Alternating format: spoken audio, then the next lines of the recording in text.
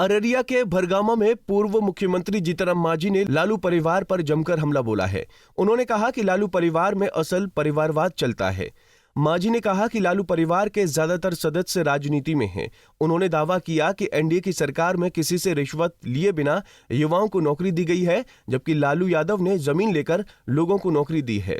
क्या नहीं कर रहे हैं, एक बात हम कहना चाहते हैं, ज्यादा बात हम नहीं कहेंगे।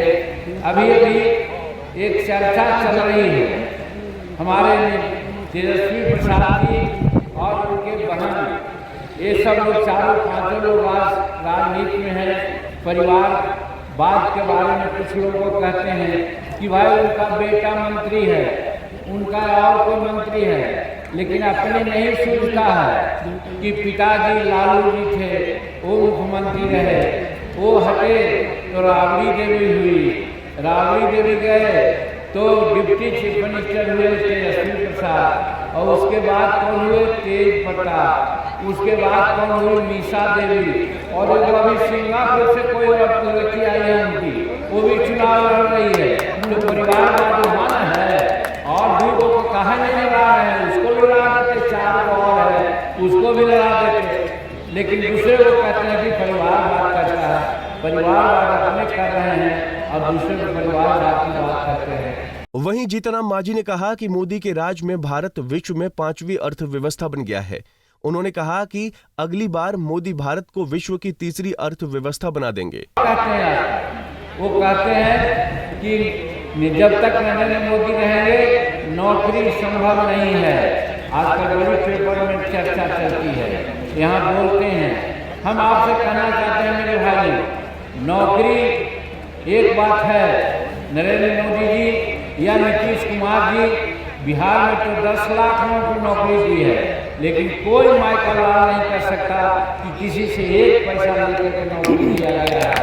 लेकिन लालू जी कितने लोगों को नौकरी दिए? नौकरी दिए तो जमीन लिए, रेलवे में नौकरी दिए तो जमीन लिए, इसके लिए उनको सजा हुई, जेल में गए हैं, जमानत में हैं, और लोगों पर भी बात चल रही है। तो वो नौकरी नरेंद्र मोदी जी नहीं देंगे, ये बात सही है। नरेंद्र मोदी जी निछक्का नौकरी और रोजगार देंगे, जिससे गरीब को कोई दिक्कत नहीं होगी।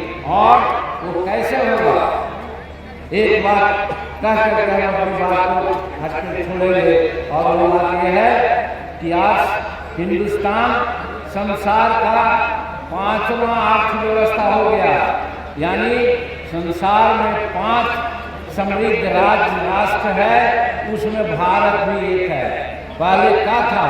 16वां 17वां नंबर का था भारत। तो जब हमारा देश ही गरीब था तो लोग गरीब थे।